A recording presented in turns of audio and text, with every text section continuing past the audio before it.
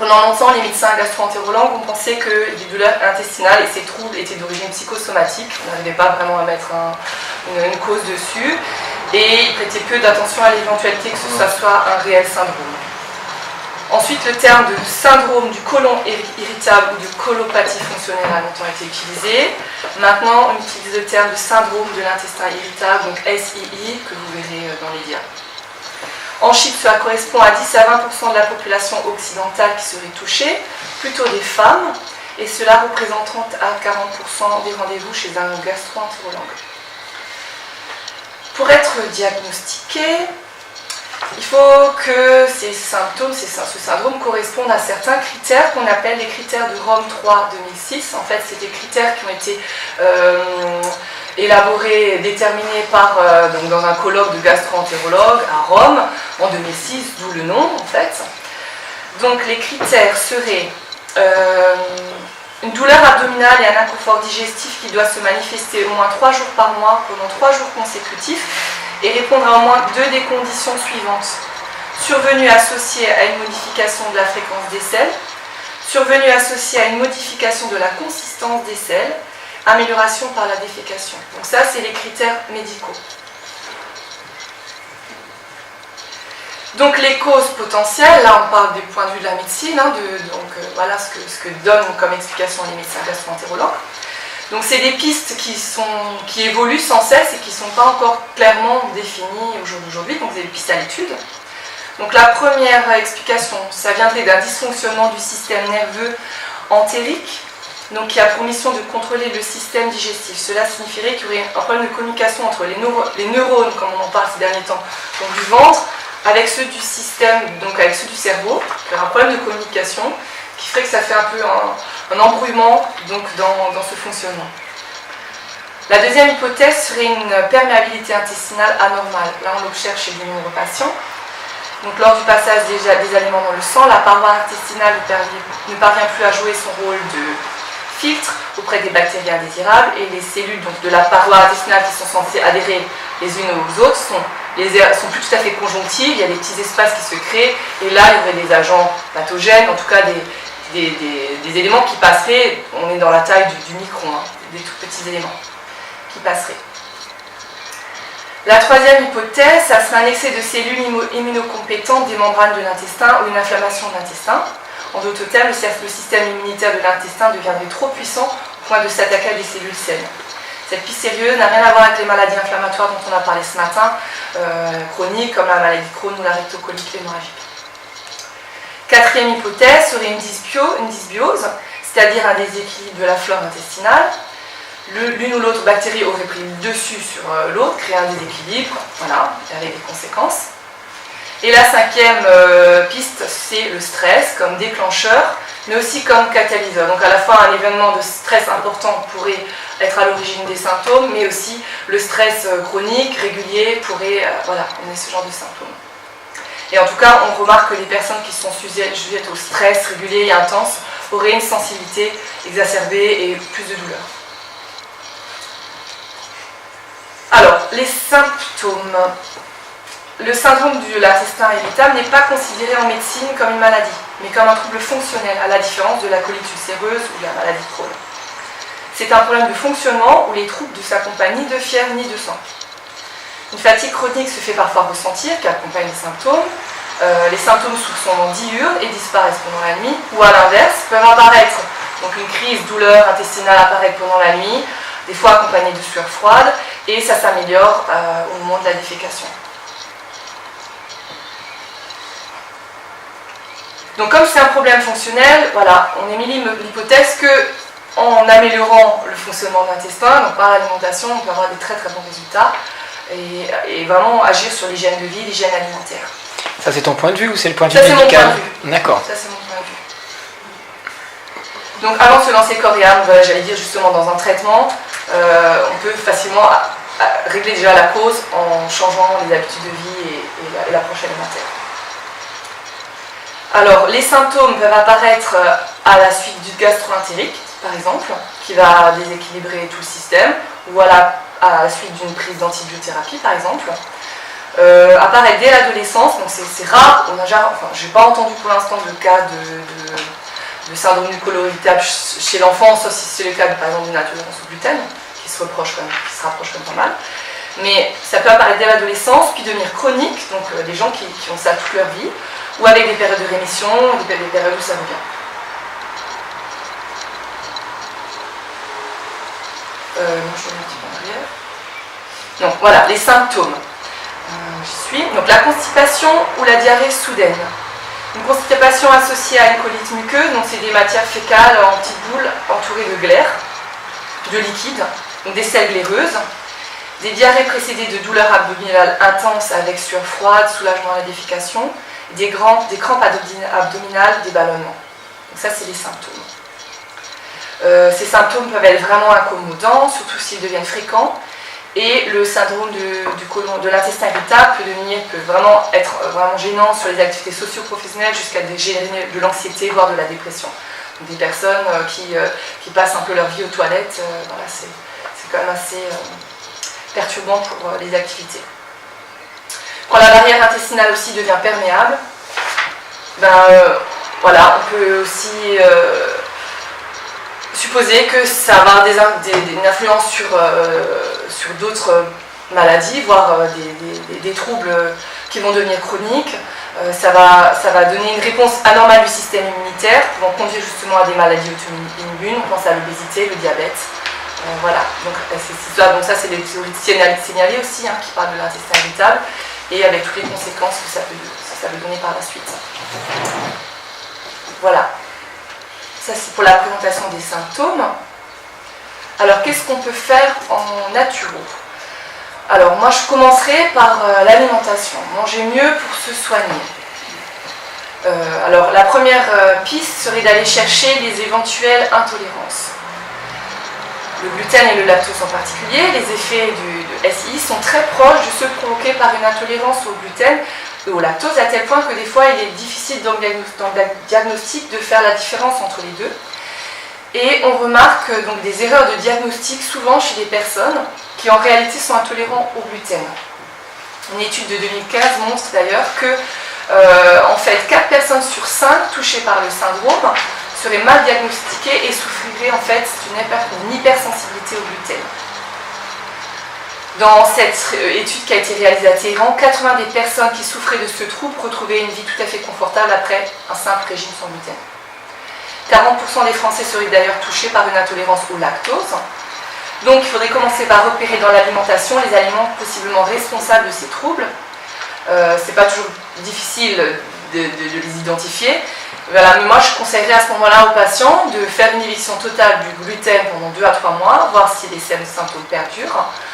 Si ce n'est pas le cas, s'il y a encore des périodes de crise, continuer par le lactose et comme ça aller un petit peu par déduction pour éliminer les éléments qui pourraient être déclencheurs, en tout cas être responsables de ces troubles. Après, il n'y a pas que le gluten et le lactose, il y a aussi d'autres aliments qui peuvent vraiment générer des troubles. Il existe des tests en labo, comme le labo de Metz qui fait ça en ce moment, qui recherche toutes les intolérances alimentaires. Moi, mon avis personnel, c'est que c'est des tests qui ne sont pas encore tout à fait fiables et qui des fois donnent une grande liste de produits auxquels la personne serait sensiblement sensible et du coup, ça devient vraiment compliqué dans l'alimentation. Moi, je conseillerais plutôt aux patients d'expérimenter, de rechercher qu'est-ce qui lui cause des troubles. Ça peut être l'oignon, l'ail, le poivron, voilà. Qu'est-ce qui peut être l'origine d'une difficulté comme ça digestive et d'aller un petit peu par élimination. Le glutamate est souvent aussi responsable de troubles et de diarrhée. Il est associé à un syndrome qu'on appelle le syndrome du restaurant chinois. Le glutamate peut entraîner des crises abdominales accompagnées de sueur froide et de diarrhée. Donc son éviction est d'emblée recommandée. On le trouve dans les soupes déshydratées, les bouillons cubes, l'arôme, Maggi, voilà, tout ce qui est exhausteur de goût. Le problème c'est qu'il est souvent caché dans la cuisine collective. Enfin, c'est le cas de mon mari, souvent il mange dans une cuisine collective et je pense qu'ils en utilisent dans les bouillons, dans les sauces. Et il peut avoir des crises comme ça de diarrhée dans la nuit, qui sont en ce moment-là pas liées au stress, vraiment pas liées non plus à son alimentation chez nous à la maison. Mais lui il fait vraiment le lien avec probablement le glutamate, c'est ce qu'il aurait mangé au travail. Donc d'autres intolérances, c'est celles dont on peut faire les tests, mais moi je pense qu'il faut tester. Alors les FODMAP, c'est pas encore un sujet que je maîtrise trop, je me suis un peu documentée là-dessus, donc je ne vais pas trop en parler, mais il existe donc certains glucides à chaîne courte, regroupés sous le terme de FODMAP, qui peuvent être mal absorbés par l'intestin et provoquent des douleurs au ventre et des flatulences. Donc on peut facilement trouver la liste des FODMAP sur internet. Il y a un régime développé par le docteur Chou, je ne sais pas, c'est un régime sans FODMAP, donc ça élimine une grande partie des sucres, dont la carotte, la betterave, les sucres des fruits, des légumes. Donc c'est assez restrictif, mais pour une personne qui a vraiment des troubles intestinaux sévères, pourquoi pas tester un régime sans FODMAP. Apparemment, ce régime réduirait les symptômes dans 3/4 des cas. Voilà, c'est vraiment une grande quantité de sucre. Ensuite, le conseil que je donnerais, ça serait mastiquer. Donc l'alimentation, on sait, elle commence aussi en partie par la bouche, avec l'inhibition, comment on dit ? La manière dont la salive va imbiber les aliments. Prendre le temps à table, manger dans le calme, manger en pleine conscience, comme on dit, prendre le temps. Et bien sûr, attention à tous les faux aliments, les aliments acidifiants, les aliments trop riches, trop gras, les fibres, les légumineuses, les plats cuisinés, l'alimentation industrielle, café, thé, tout ce qu'on parle tout le temps, à éliminer de manière générale, mais encore plus particulièrement dans ce genre de difficultés digestives. Les épices, les fritures, etc. Les crudités. Les personnes qui ont le syndrome de l'intestin irritable ont sans doute du mal à digérer les fibres, donc les crudités peuvent être remplacées par des crudités, donc des légumes cuits doucement à la vapeur, s'ils veulent les manger froides, pour attendrir les fibres et limiter les fermentations dans l'intestin. Attention aussi aux aliments complets, préférez les fibres douces, dites solubles, comme l'avoine, la pectine de pomme ou de pamplemousse, ou les graines de chia ou les graines de lin broyées, qui sont des fibres plus douces que les fibres dures des céréales complètes par exemple, ou des crudités. Cela dit que les fibres soient solubles, qu'elles soient douces ou plus dures, dans tous les cas, il faut les réduire, en tout cas pendant les périodes de crise. Voilà. Attention aussi aux aliments comme les choux, les légumineuses, qui provoquent des gaz et des ballonnements, même s'ils sont intéressants pour leur rapport en protéines. Peut-être ça serait intéressant de les faire germer, dans ce cas-là, les lentilles peuvent être mangées germées, ça donne un bon apport aussi d'enzymes et de nutriments, tout en réduisant un petit peu l'effet difficile à digérer. Alors les aliments lactofermentés sont par contre très intéressants, comme la choucroute, le kéfir, les jus de légumes fermentés, elles apportent des prébiotiques. Et les jus de légumes frais sont aussi très importants parce qu'ils vont apporter les minéraux, les nutriments que la personne a besoin sans les fibres qui seront irritantes. Voilà, pensez aussi aux aliments contenant du magnésium, oléagineux, donc chocolat, sucre, oméga 3. Mais ça, je viendrai plus tard, plus en détail, quand je parlerai de l'alimentation adaptée en fonction des tempéraments. Voilà, ça c'est les conseils généraux que je donnerai pour en tout cas ce genre de troubles. Alors ensuite, agir sur le microbiote. Donc une fois qu'une intolérance alimentaire pourrait être confirmée ou bien à ce moment-là éliminée, il faut agir sur le microbiote. La flore intestinale est propre à chaque individu, donc juste pour rappel, la flore elle a pour rôle majeur la digestion des fibres et des acides aminés, le lactose et l'absorption de plusieurs vitamines. Donc elle est indispensable pour la digestion dans l'intestin. Ensuite, la flore lutte contre les pathogènes en empêchant la fixation dans l'organisme par différents mécanismes. Et ensuite, elle active aussi le système immunitaire qui stimule les défenses de l'organisme et réduit les réponses allergiques. Donc ça, c'est le fonctionnement de la flore. En principe, le microbiote est stable, mais certains facteurs peuvent altérer son équilibre.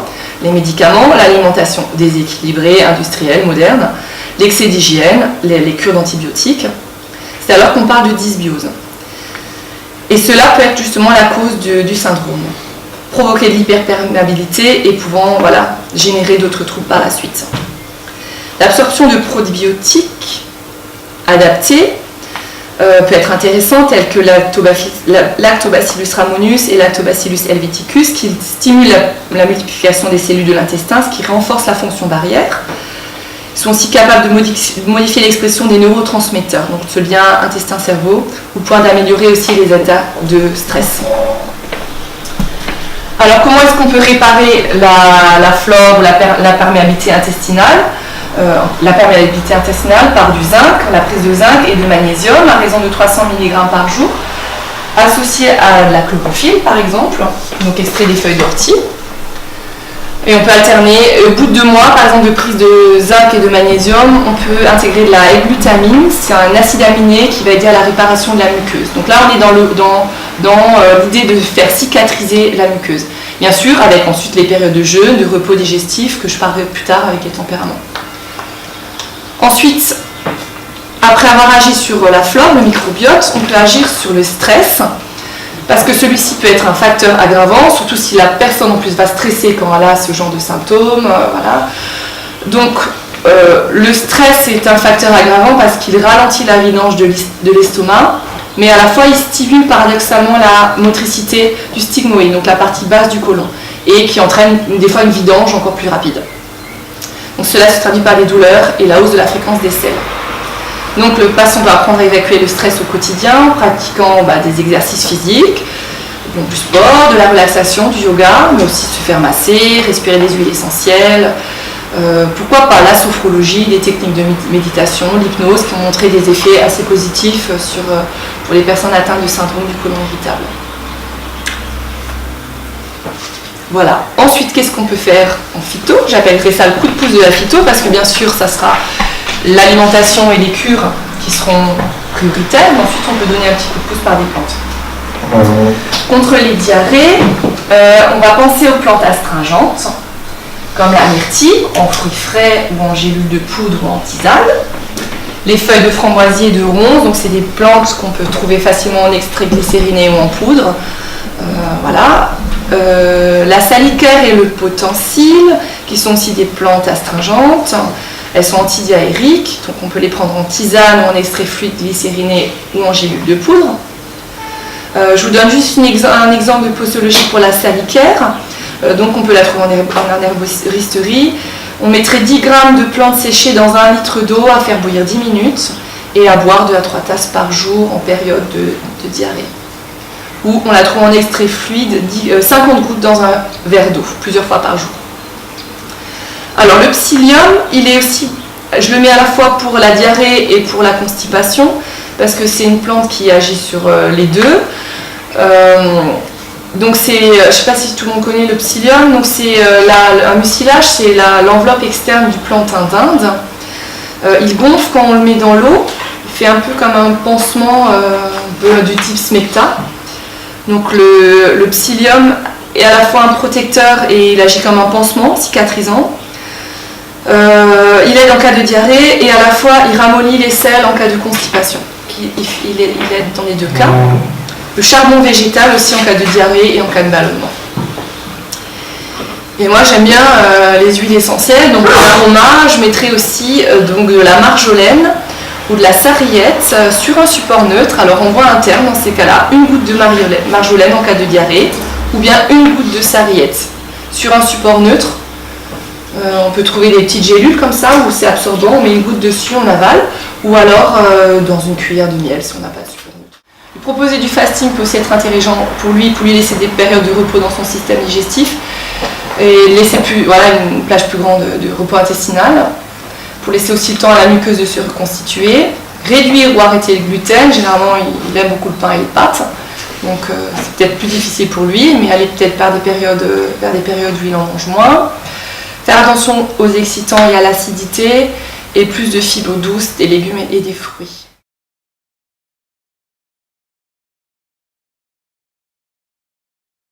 Alors, il y a une phrase qui dit « Tout ce qui ne s'exprime pas par la parole s'imprime dans le corps ». Donc c'est une phrase qui résume très bien ce qui se passe pour le syndrome de l'intestin irritable. La personne atteinte de syndrome de l'intestin irritable, pour des diverses raisons, n'exprime pas, n'arrive pas à sortir ses angoisses, ses rancœurs, ses inquiétudes qu'elle n'a pas digérées. Peut-être parce qu'elle n'ose pas ou bien parce qu'on ne lui laisse pas l'opportunité de le faire. elle garde pour elle sans en parler. C'est une tension intérieure qui se porte alors sur ses intestins qui s'irritent et se spasment. Pour en sortir, il va falloir que ça sorte d'une manière ou une autre, qu'elle s'exprime, que ça sorte par la parole, l'action, la discussion. Pour enfin libérer et que la personne puisse sortir ce qu'elle gardait en elle. Au niveau symbolique, en ce qui concerne les pathologies de l'intestin grêle, donc il y a une différence entre la symbolique sur l'intestin grêle et sur le côlon, gros intestin. L'intestin grêle est la zone d'assimilation des aliments, donc l'intégration, l'ingestion, la digestion, donc faire soi, ce qui est extérieur en faire soi. Avoir du mal à accepter une situation, à la digérer par exemple, avoir des difficultés à tirer des leçons des événements du passé, donc à les assimiler encore une fois. Vivre une situation qui oblige à se priver, même si cela est relié au foie, donc l'insuffisance de sécrétion biliaire peut avoir des conséquences ici sur l'intestin, donc c'est relié au foie. Une situation qui oblige à se priver, avoir peur de manquer, manque matériel, manque affectif, toujours en rapport avec le foie et l'insuffisance de sécrétion biliaire. Tendance à juger les situations ou des personnes qui se présentent à soi de manière très tranchée. Bon, ça j'ai pas trop compris, pour moi ça me parle pas trop, mais bon. Être endurci après avoir une enfance compliquée, avoir l'impression de manquer de beaucoup de choses dans la vie présente, donc actuellement. Difficulté à discerner ce dont on a réellement besoin, ce qui est bon pour nous, qu'est-ce qu'on a besoin d'assimiler et ce qui ne l'est pas. Et la différence avec le gros intestin, le côlon, qui symbolique plutôt, la symbolique se situe plutôt au niveau des déchets, le fait d'évacuer, de faire sortir, d'éliminer la crasse.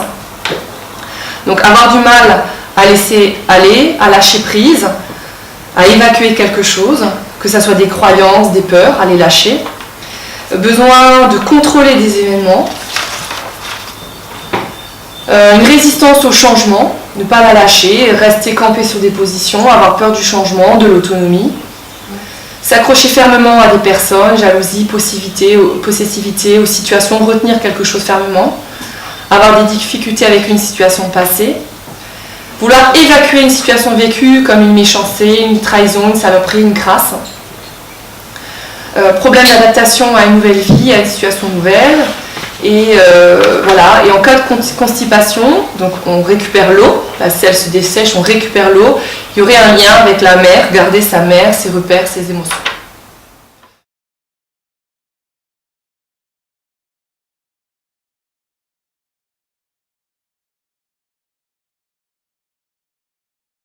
Quand on dit colopathie ou syndrome de l'intestin irritable, on pense qu'il est irrité l'intestin, on est bien d'accord, hein, mais on met la colopathie fonctionnelle en même temps. Dans ce groupement de syndrome, ça veut dire qu'il y a plusieurs symptômes. Elle vous a décrit tous les symptômes, donc bien sûr qu'il peut y avoir de l'inflammation intestinale, mais au départ, dans la colopathie fonctionnelle, il y a des spasmes, des ballonnements, des choses comme ça.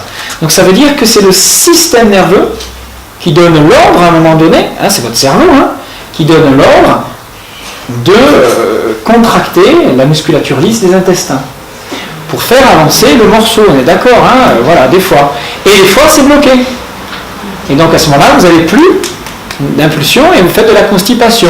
Donc vous alternez état constipation, état diarrhéique, on appelle ça aussi un état coliteux, avec un état inflammatoire. Mais à la base, il faut bien comprendre que c'est des spasmes quand ça fait mal. Soit c'est d'irritation, mais souvent c'est des spasmes. D'accord ? Alors, en décodage, elle a tout mis. Oui, c'est vrai. Elle a tout mis. Et on ne sait plus si c'est de l'intestin grêle, du côlon, du foie, de... j'ai fait une différence entre les deux. J'ai fait d'abord l'intestin grêle, ensuite et après tu as fait côlon. Ouais. Mais la personne qui a ça, vous lui donnez toute cette liste de trucs, elle va forcément en trouver une, ça c'est sûr. Mais je ne suis pas sûr que ça l'oriente sur exactement... Non, je ne dirais pas une liste comme ça. Voilà, okay.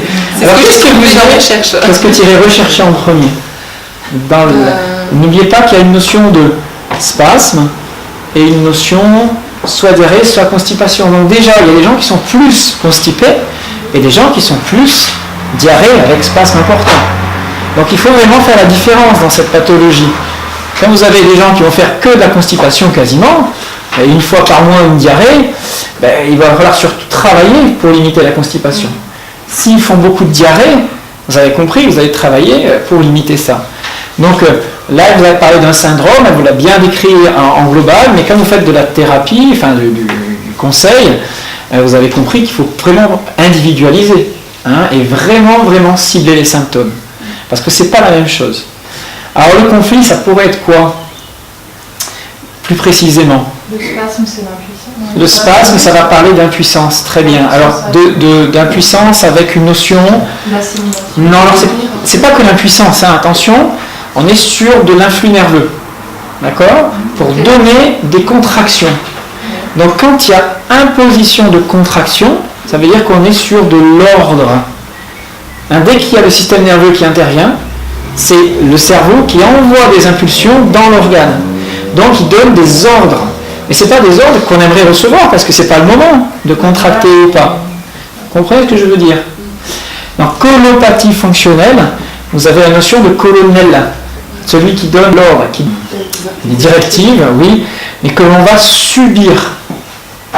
C'est le conflit d'être en position de soumission et d'être obligé de supporter tous les jours une obligation qu'on nous impose. Vous comprenez ce que je veux dire? C'est pas le manque, le pardon, le ceci, le cela. Là, je suis obligé, je subis quotidiennement des pressions vis-à-vis d'un dominant. Je suis vraiment... Oui. Constipation et diarrhée. Là, je suis dans... là, je ne vais même pas parler de ces deux choses. Je vais parler de spasmes intestinaux. Voilà. Alors, on va vous dire, c'est un dérèglement en médecine, entre les neurones d'ici et les neurones d'ici, mais en fait, c'est jamais un dérèglement, une pathologie. Vous savez que c'est toujours une solution, vous mimez dans la biologie ce que vous n'arrivez pas à faire dans la réalité. D'accord? Donc, vous allez subir, et bien sûr, ça va toucher plus le côlon, il y aura des problématiques de choses difficiles à évacuer, qu'on n'arrive pas à pardonner, qu'on va garder, qu'on subit, vous voyez? Et c'est ça qu'on retient. Et dans la colite, à un moment donné, à la fin, tu as fini en disant, je complète juste ça, tu n'étais pas censé savoir tout ça, hein. Quand on dit colite, on va vous parler donc d'inflammation de l'intestin, et le côlon, il a une fonction particulière, à part évacuer les selles. Pour évacuer les selles et faire une selle correcte, il réabsorbe l'eau. Et elle a fait le lien entre réabsorber l'eau et la mer. Alors plus précisément, quand je réabsorbe l'eau, ça veut dire que j'ai besoin... L'eau, symboliquement, c'est la maman, la mère, hein, d'accord? Donc si je la réabsorbe, ça veut dire quoi? Ça veut dire que j'ai besoin de plus de mère, mais plus de mère, c'est en fait plus d'amour de ma mère. Donc si vous retenez l'amour de votre mère, c'est que vous n'en avez pas suffisamment. Ou la façon qu'elle a de vous aimer ne vous convient pas. Vous comprenez ce que je veux dire?